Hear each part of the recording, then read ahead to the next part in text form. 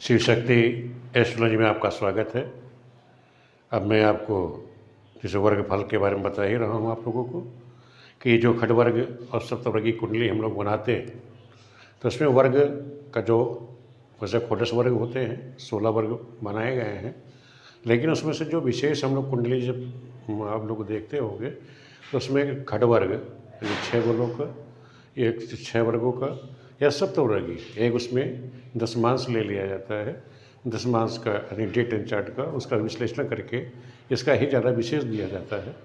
जैसे आप देखते होंगे कि धन के लिए दृष्काण का, भाई बहनों के लिए आपका होरा का होता है धन धन्यादि के लिए, दृष्काण का भाइयों के लिए, संतान के लिए आपने देखा सप्तमांश की कुंडली का, स्त्री सुख के लिए हमने यूज किया उसको नवांश कुंडली का, कार्य के लिए डी10 चार्ट होता है, अनिष्ट के लिए उसके लिए हम लोग उपयोग करते हैं त्रिशांश कुंडली का। तो इस तरह से प्रयोग किया जाता है वर्गों का कि जब हम कुंडली विश्लेषण कर रहे हैं तो ये जो मुख्य बिंदु है वो चाहे धन संबंधी है, संतान संबंधी है, स्त्री संबंधी है, रोजगार संबंधी है, अनिष्ट संबंधी है, उसका हम विश्लेषण करें कैसे और निश्चितता उसकी निश्चितता हम जो तय करते हैं वो इन कुंडलियों के द्वारा करते हैं। जन्म कुंडली तो हमने देख ली, फिर जन्म कुंडली के बाद हमको जो कौन सा ऐसा वर्ग है जिससे हमें वहाँ से वर्ग उस कुंडली ग्रह की स्थिति क्या है, क्या वो सुख है या नहीं है, उसका विचार कैसे किया जाता है, उसलिए वर्ग फल का विचार किया जाता है। तब वर्ग फलों में जैसे मैंने आप लोगों को सिखाया था पहले हो रहा, तो मैंने आज देखा पुरानी वीडियो अपनी चेक करी तो पहले आप लोगों ने देखा था कि बोर्ड हमारा छोटा था।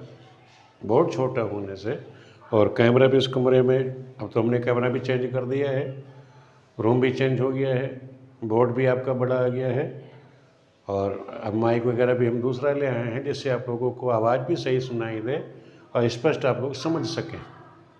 तो इसलिए उस वीडियो को जैसे मैंने देखा कि उसमें थोड़ा सा अक्षर पढ़ने में नहीं आ रहा था तो मैंने कोशिश करी कि ये चीज़ आपको दोबारा समझा दी जाए।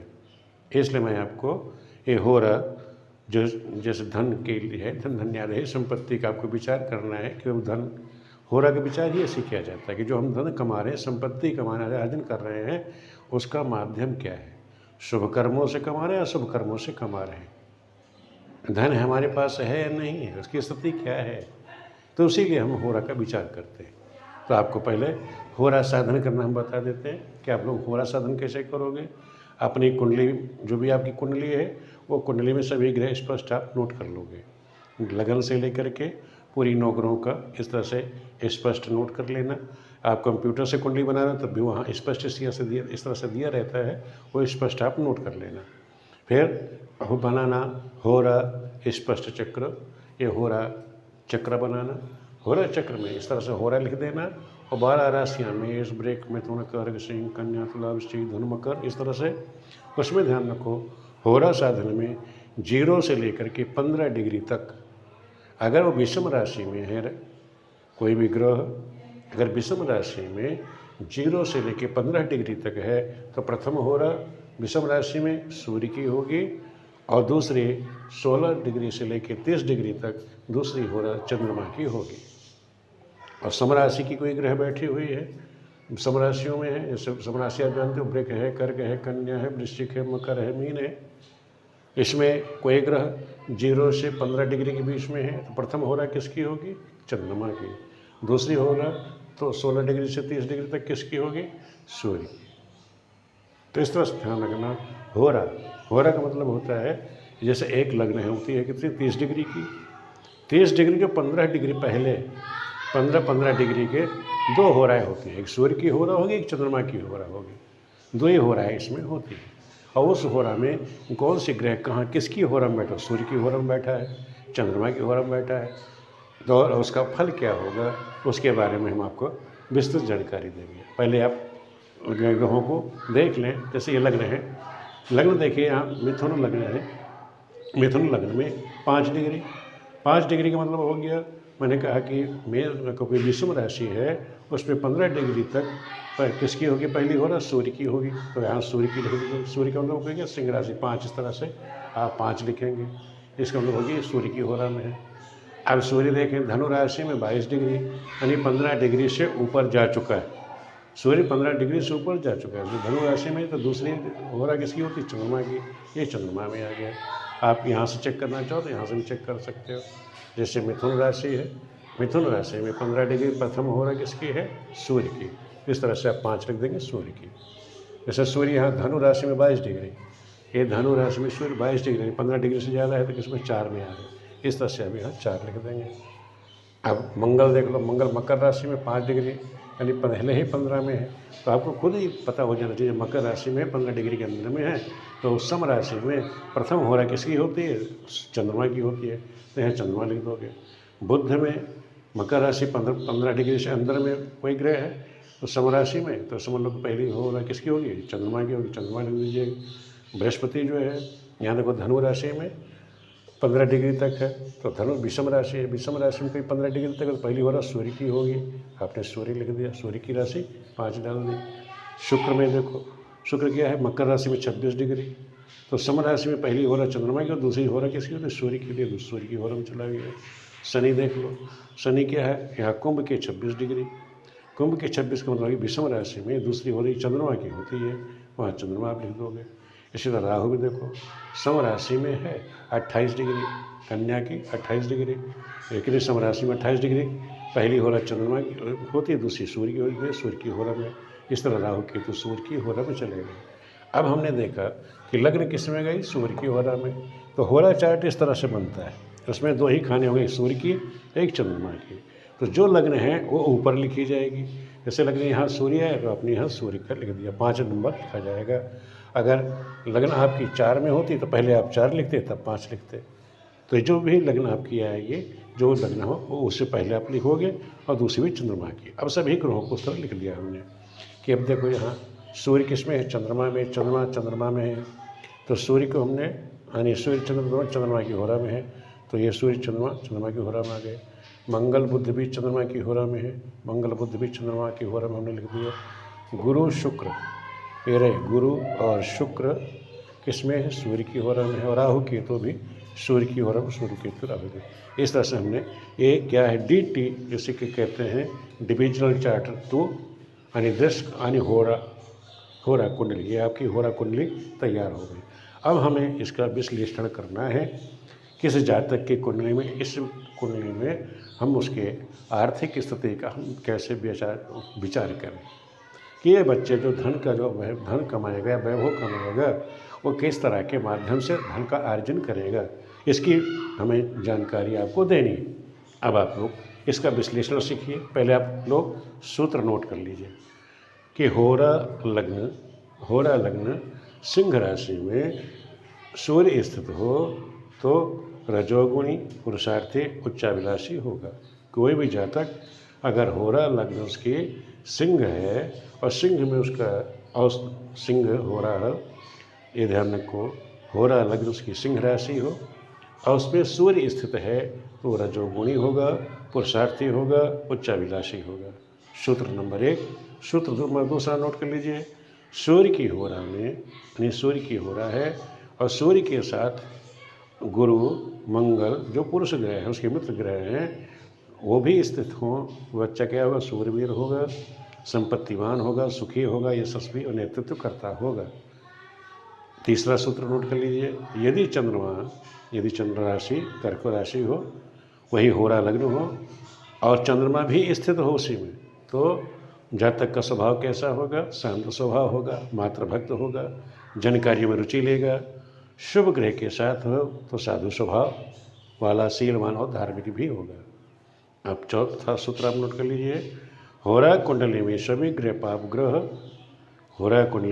पाप ग्रह सूर्य, मंगल, शनि, राहु, केतु के साथ और सूर्य की ही होरा में हो तो धन धन्याद युक्त होगा, ऐश्वर्यवान होगा, कुल के अनुसार आचरण करने वाला हो, शील युक्त होगा, निरोगी होगा।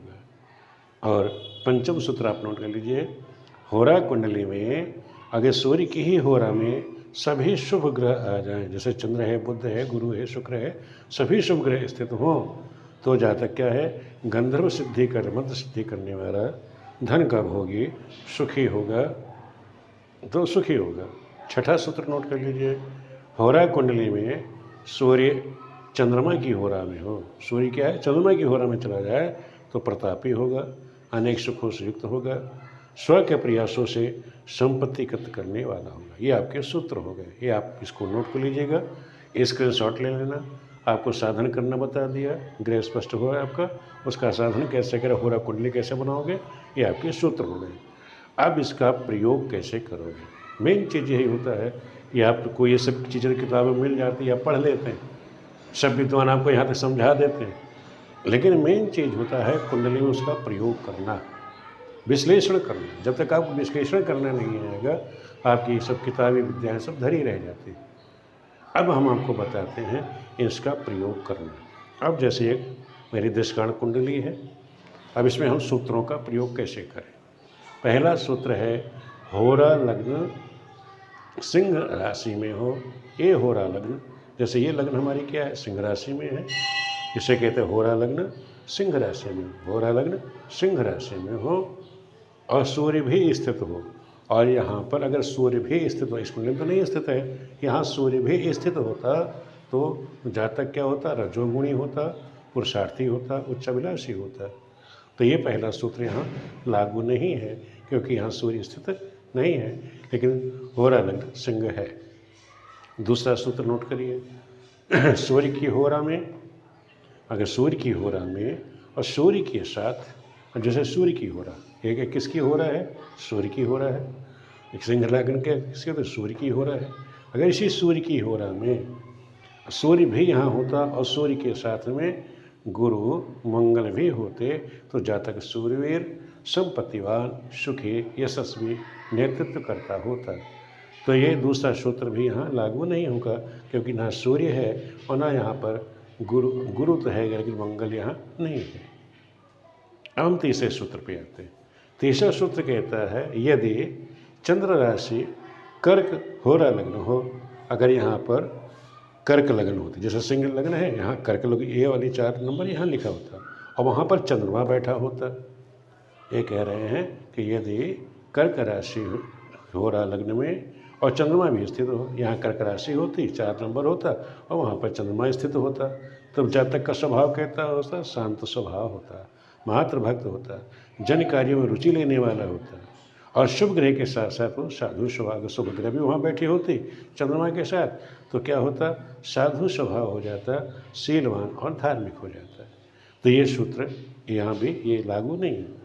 अब हम चलते हैं, चौथा सूत्र लेते हैं, क्योंकि होरा कुंडली में सभी ग्रह, होरा कुंडली में सभी ग्रह, सभी पाप ग्रह, ये ध्यान रखो, होरा कुंडली में सभी पाप ग्रह सूर्य, मंगल, शनि, राहु, केतु और सूर्य की ही होरा में हो, जैसे सूर्य की होरा हो और सूर्य के साथ सूर्य, मंगल, शनि, राहु, केतु बैठे हों, तो जातक धनवान होगा, ऐश्वर्यवान होगा, कुल अनुसार आचरण विचार करने वाला, शीलयुक्त और निरोगी होगा।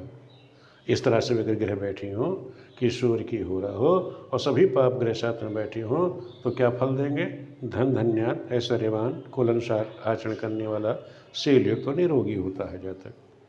अब नेक्स्ट सूत्र हम देख लेते हैं, होरा कुंडली में सूर्य की होरा में, जैसे होरा कुंडली में सूर्य की होरा हो, जैसे सूर्य की होरा है, सूर्य की होरा हो और सभी शुभ ग्रह जैसे चंद्र, बुध, गुरु, शुक्र और इसमें स्थित हो, तो इसमें देखो जैसे सूर्य की होरा है और इसमें दोनों शुभ ग्रह गुरु और शुक्र दोनों ही यहाँ पर स्थित हैं, तो शुभ ग्रह स्थित हों तो गंधर्व सिद्धि करने वाला, धन भोगी, सुखी होगा। तो ये जो 5वां सूत्र है वो यहाँ पर लागू हो रहा है क्योंकि यहाँ सूर्य की लग्न है और यहाँ शुभ ग्रह दोनों बैठे हुए हैं, गुरु और शुक्र दोनों बैठे हैं।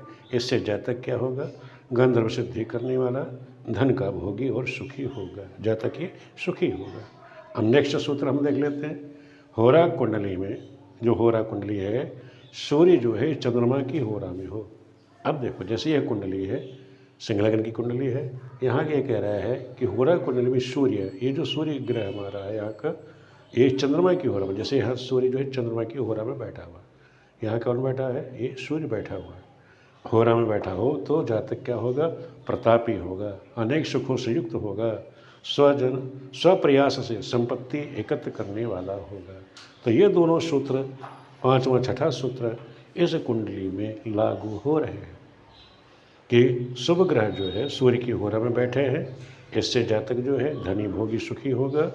और दूसरा, चंद्रमा की होरा में सूर्य बैठा हुआ है, इससे जातक क्या होगा, प्रतापी बनेगा, अनेक सुखों से युक्त होगा, स्वजनों से अपने प्रयासों से संपत्ति एकत्र करने वाला होगा। तो इस तरह से आप जो भी सूत्र पढ़ें उसको कैसे आप यहाँ लागू करेंगे, उसको देखें, विश्लेषण कैसे किया जाता है, ये विश्लेषण करना भी हमको आना चाहिए। अब भी आप लोगों को कहीं किसी प्रकार की कोई दिक्कत है, परेशानी है, जो आपके सूत्र हैं उसको आप कैसे वहाँ प्रेजेंट करेंगे, कैसे देखेंगे, ये विचार करना भी हमको आना चाहिए। किसी प्रकार की कोई दिक्कत आपको आ रही है वर्ग साधन में, या कहीं कोई गणना में कहीं कोई चीज़ समझ में नहीं आ रही है, कमेंट करके पूछें, क्योंकि मैंने आप लोगों को ये होरा का भी दशकांश, सप्तमांश, नवांश और द्वादशांश, त्रिशांश, एक खडवर्ग जो मेन होते हैं, ये मैंने आपको सिखा दिया। इस कुंडली के बाद मैंने एक खडवर्ग आपको सिखा दिया है। वर्ग साधन कैसे आप लोग करोगे और इसका फलित कैसे करोगे, फल कैसे किया जाता है, ये सारी चीज़ मैंने आपको सिखा दी। अगर कहीं भी किसी प्रकार की कोई दिक्कत है, कोई चीज़ समझ में नहीं आ रही है आपको, तो आप लोग कमेंट करके पूछ सकते हो। मैं आप लोगों को ये वर्ग साधन करना या इसका फल संबंधी कोई प्रॉब्लम हो तो आप लोग पूछना, मैं दोबारा बता दूँगा। वीडियो देखने के लिए आप सभी मित्रों का बहुत बहुत धन्यवाद।